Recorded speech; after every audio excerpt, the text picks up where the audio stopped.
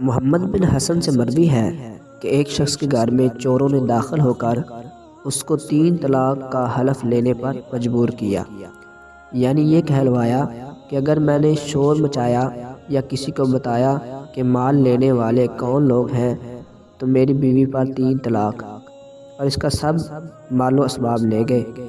صبح کو وہ شخص چوروں کو دیکھتا رہا کہ وہ اس کا سامان فروخت کر رہے ہیں، مگر اس حلف کی وجہ سے بولنے کی قدرت نہیں رکھتا تھا۔ اس نے آ کر امام ابو حنیفہ رحمہ اللہ سے مشورہ کیا۔ آپ نے فرمایا کہ میرے پاس اپنے محلے کی مسجد کے امام اور مؤذن کو لاؤ، اہل محلہ میں سے جو بڑے لوگ ہیں ان کو بھی لے آؤ۔ یہ شخص ان سب کو لے گیا۔ ان سے ابو حنیفہ رحمہ اللہ نے فرمایا کہ کیا آپ لوگ چاہتے ہیں کہ اس کا مال و اسباب اللہ اس کو واپس کر دے؟ سب نے اس بات میں جواب دیا۔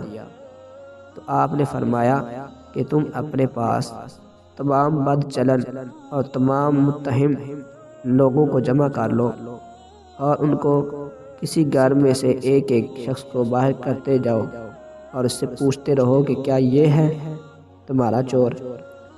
اگر وہ چور نہ ہو تو یہ نہیں کہتا رہے، اور اگر چور ہو تو چپ ہو جائے۔ جب یہ چپ کر جائے تو تم اس پر قبضہ کر لو۔ ابو حنیفہ رحمہ اللہ کی اس تدبیر پر لوگوں نے عمل کیا تو اللہ نے اس تمام مال مسروقہ واپس دلوا دیا۔ یعنی کہ امام ابو حنیفہ رحمہ اللہ نے اس کو یہ بات سمجھائی کہ جو چور ہوگا اس پر تم نے چپ کر جانا، کیونکہ چوروں نے یہ کہا تھا کہ تم نے کسی کو بتایا یا بولے تو تمہاری بیوی کو 3 طلاقیں۔